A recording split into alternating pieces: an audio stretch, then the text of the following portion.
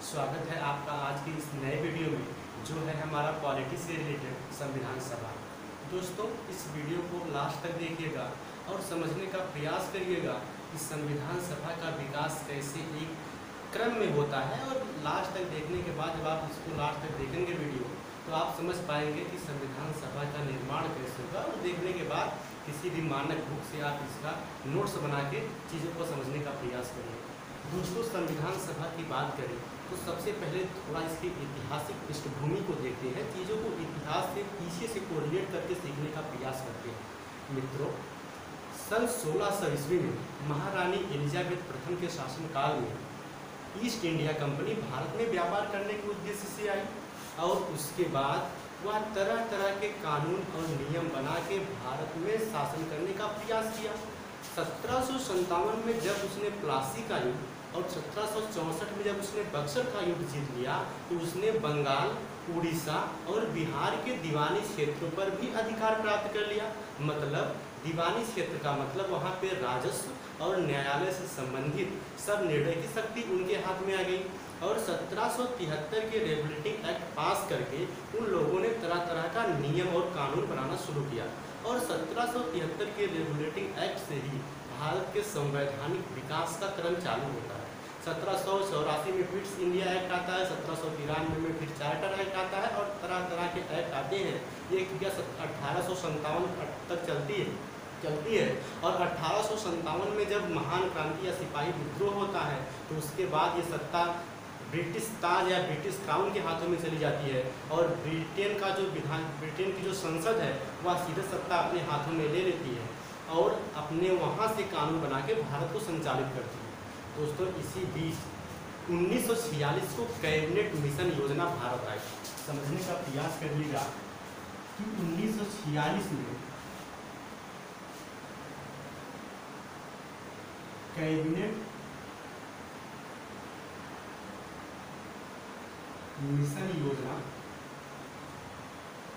भारत आई, जिसके तहत भारत में एक स्वतंत्र संविधान बनाने का मौका मिला। अब इसके बाद कैबिनेट मिशन आने के बाद भारत में संविधान के बनने की प्रक्रिया चालू होती है और संविधान सभा के गठन। अब इसके बाद संविधान सभा का गठन होता है। दोस्तों, संविधान सभा में कुल 389 सदस्य थे, जिनका चुनाव अप्रत्यक्ष रूप से सामान्यतः 10 लाख की जनता पर एक प्रतिनिधि का चुनाव करके आए थे। अप्रत्यक्ष रूप से चुनाव हुआ था और सामान्यतः 10 लाख की जनसंख्या पर एक प्रतिनिधि का चुनाव किया गया था। अब दोस्तों, ये 389 में से 3 प्रकार के लोग थे। एक तो जो ब्रिटिश प्रांत से आए थे और देसी रियासतें थी कुछ, और तीसरा चीफ कमिश्नरी से।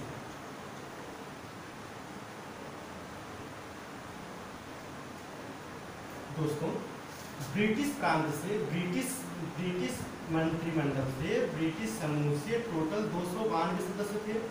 देसी रियासतें जो होती हैं, जिसमें आप लोगों ने पढ़ा कि हैदराबाद, जूनागढ़ और लास्ट में जम्मू कश्मीर, जो आर्टिकल 370 के तरफ से विशेष प्रावधान दिया गया था और 5 जून को फिर उसे 5 अगस्त 2019 को उसे फिर भारत में मिला लिया गया आज ही के दिन। और तो देसी रियासतों में कुल 93 प्रतिनिधि थे और 4 चीफ कमिश्नरी से आए थे। उसके बाद दोस्तों, इन 389 सदस्य थे संविधान सभा में।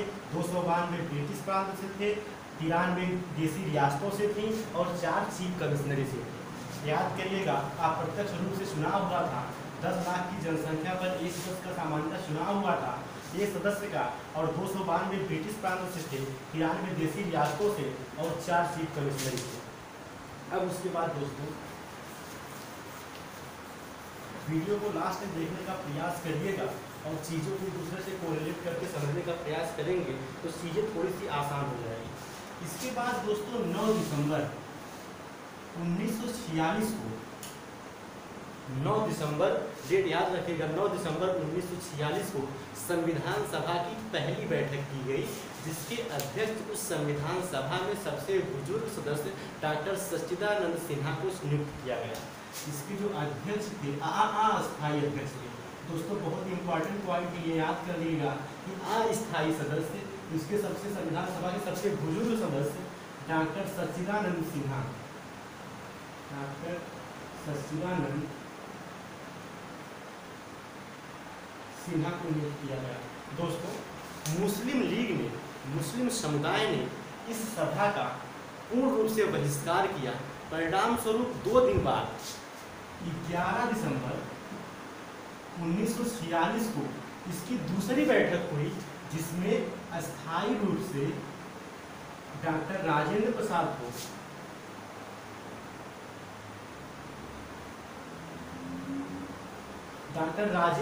को संविधान सभा का स्थायी अध्यक्ष बनाया गया।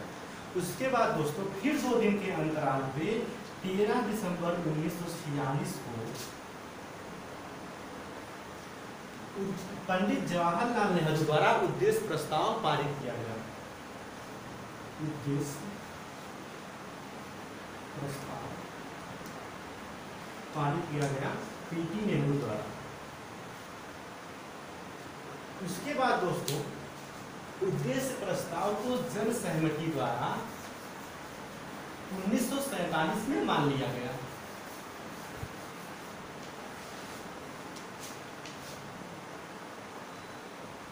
उन्नीस में जो है पंडित जवाहरलाल नेहरू के उद्देश्य प्रस्ताव को मान लिया गया और यहाँ से संविधान बनने की औपचारिक शुरुआत शुरू होती है। दोस्तों संविधान में कुछ छोटी और बड़ी समितियाँ थीं, जिसमें कुल समितियाँ 13 थी, जिसमें इससे कुछ महत्वपूर्ण समितियाँ और उनके अध्यक्ष का नाम याद रखना बहुत ही महत्वपूर्ण हो जाता है, जो अलग अलग जीके रिलेटेड परीक्षाओं में इसमें सीधे तरह से प्रश्न पूछ दिए जाते हैं। इसमें सबसे और पहली महत्वपूर्ण समिति है संघीय समिति।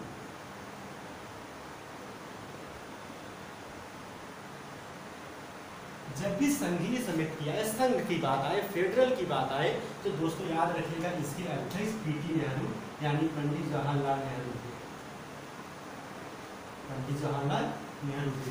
दूसरी समिति की बात करें तो प्रांतीय समिति। प्रांतीय समिति जब भी दोस्तों प्रांत आ जाए ना, तो आप सरदार वल्लभ भाई पटेल को याद करिएगा। सरदार वल्लभ भाई पटेल जो देशी रियासतों को भारत में मिलाने का महत्वपूर्ण और एक बहुत ही सराहनीय प्रयास किया था, और जिनकी वजह से आपको पता है हैदराबाद और जूनागढ़ जैसी देशी रियासतों को भारत में मिलाने में उन्होंने बहुत ही अथक प्रयास किया था। तो इसके अध्यक्ष थे, प्रांतीय समिति के अध्यक्ष थे सरदार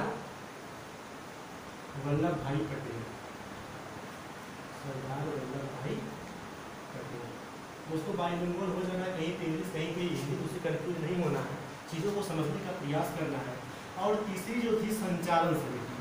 संचालन समिति का मतलब जो संविधान था जिसके सदस्य उनका संचालन कौन करेगा, तो इसके अध्यक्ष थे डॉक्टर राजेंद्र प्रसाद। डॉक्टर राजेंद्र प्रसाद। उसके बाद चौथी समिति जो सबसे महत्वपूर्ण है प्रारूप समिति। उसको याद रखिएगा, ये बहुत ही महत्वपूर्ण है प्रारूप समिति। और प्रारूप समिति के अध्यक्ष थे doctor Bhimrao Ambedkar. Doctor B.R. Ambedkar. Doctor Bhimrao Ambedkar. तो दोस्तों प्रारूप समिति का मतलब कि संविधान का प्रारूप क्या होना चाहिए, संविधान की रूपरेखा क्या होनी चाहिए। इसमें कुल 7 सदस्य थे, जिसमें से इसके हेड डॉक्टर भीमराव अम्बेडकर। दोस्तों इन समितियों के माध्यम से संविधान बनने की प्रक्रिया की औपचारिक शुरुआत होती है और संविधान बनने की प्रक्रिया चालू होती है। उसके बाद संविधान को बनने में आप लोग जानते हैं 2 वर्ष 11 माह और 18 दिन का टोटल समय लगा। दोस्तों भारतीय संविधान 26 नवंबर 1949 को, ये डेट याद रखिएगा, निश्चित तौर पे किसी ना किसी एग्जाम में इसके बेस्ट आपको प्रश्न देखने को मिलेंगे। दोस्तों 26 नवंबर 1949 को भारतीय संविधान बनकर तैयार हो गया था, जिसमें 395 अनुच्छेद, 395 आर्टिकल, 22 भाग और 8 अनुसूचियाँ थी। दोस्तों भाग अभी भी 22 है, अनुसूचियों की संख्या अब 12 हो गई है। अगर आपसे पूछेगा कि संविधान का निर्माण जब हुआ था तब कितनी अनुसूचियां थी तो 8 होगा, वर्तमान में कितनी है तो 12 होगा, भाग कितने हैं तो 22 होगा। अगर आर्टिकल पे भी महत्वपूर्ण क्वेश्चन बन जाता है, इसको बहुत बारीकी से समझने का प्रयास करिएगा कि अगर पूछेगा कि संविधान में कितने मूल अनुच्छेद हैं तो 395 होगा। मतलब इस तरह से देखा जाए तो वर्तमान में भी अनुच्छेद 395 ही है, लेकिन कुल अनुच्छेद लगभग 450 से प्लस है इस समय। मतलब इन आर्टिकल में ही इसका क ख ग घ या फर्स्ट सेकंड थर्ड करके जोड़ा गया है। जैसे हम बात करें आपसे आर्टिकल 21 का, तो 21 का में 66वें संवैधानिक संशोधन अधिनियम द्वारा शिक्षा के अधिकार को जोड़ दिया गया। या हम बात करें आपसे आर्टिकल 51 की, आर्टिकल 51 की, जिसमें फंडामेंटल ड्यूटीज को जोड़ा गया। तो ये सब संशोधन करके इसमें आर्टिकल ऐड किए गए हैं। अगर अभी भी देखा जाए तो मूल अनुच्छेद तो 395 है, लेकिन कुल अनुच्छेद 450 से प्लस हो गए, संविधान संशोधन करके जोड़े गए हैं। दोस्तों अब संविधान 26 नवंबर 1949 को बन के तैयार हो गया। इसी दिन इसे अंगीकृत या पारित कर दिया गया। लागू नहीं हुआ है, अंगीकृत हुआ है, मतलब इसको एक्सेप्ट किया गया, इसमें सिग्नेचर, अंतिम सिग्नेचर कर दी गई, अंतिम बैठक हुई थी इस दिन, और इसमें कुछ जो महत्वपूर्ण अनुच्छेद थे जैसे नागरिकता से संबंधित, इसको इसी दिन लागू कर दिया गया। लेकिन दोस्तों संविधान लागू 26 जनवरी 1950 को होता है। 26 जनवरी 1950 को। दोस्तों आप लोग देखे होंगे कि 26 नवंबर से 26 जनवरी के बीच लगभग 2 महीने का अंतराल है, और 26 जनवरी 1950 से भारत में हर वर्ष गणतंत्र दिवस मनाने जाने की औपचारिक शुरुआत की गई। ये 2 महीने का गैप क्यों है? जब 26 नवंबर को ही संविधान बन गया था तो गैप क्यों 2 महीना का? इसके पीछे एक ऐतिहासिक कारण है, इसका एक पीछे बैकग्राउंड से समझना होगा इसको। तो दोस्तों इसका मूल कारण ये है कि 1930 में पंडित जवाहरलाल नेहरू की अध्यक्षता में रावी नदी के तट पर एक सभा बैठाई गई थी, और 1930 में 26 जनवरी 1930 को यह निर्णय लिया गया था कि भारत हर 26 जनवरी को 1930 से ही ध्यान दीजिएगा स्वतंत्रता दिवस मनाएगा। लेकिन जब जल्दी में पाकिस्तान का बंटवारा हुआ 14 अगस्त को, तो उस समय 14 अगस्त से लेकर 26 जनवरी तक लगभग 6 महीना का अंतराल, और उस समय रुकना इतना मुनासिब नहीं था। अब समस्या थी उस समय तो 15 अगस्त को ही स्वतंत्रता दिवस मनाने जाने लगा।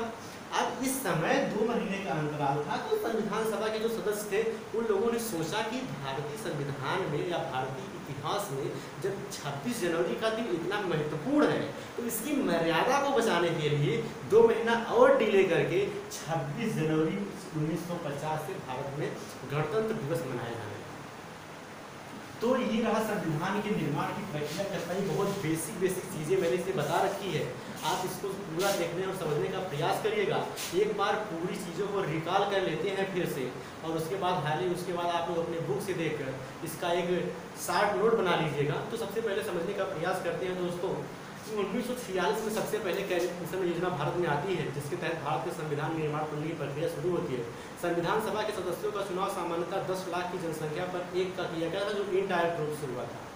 और उसके बाद समितियों का अध्यक्ष का नाम याद रखना बहुत महत्वपूर्ण हो जाता है। इसमें दूसरी चीज़ ये ध्यान रखिएगा कि इसके अस्थायी सदस्य डॉक्टर सच्चिदानंद सिन्हा थे। इसके अस्थायी सदस्य कब बने थे? डॉक्टर राजेंद्र प्रसाद थे। प्रारूप समिति के अध्यक्ष कौन थे? डॉक्टर भीमराव अम्बेडकर जी थे। और अम्बेडकर जी से जुड़ा एक और सवाल जो बार बार पूछा जाता है दोस्तों, संविधान सभा में पहले डॉक्टर भीमराव अम्बेडकर का चुनाव वेस्ट बंगाल, पश्चिम बंगाल से हुआ था।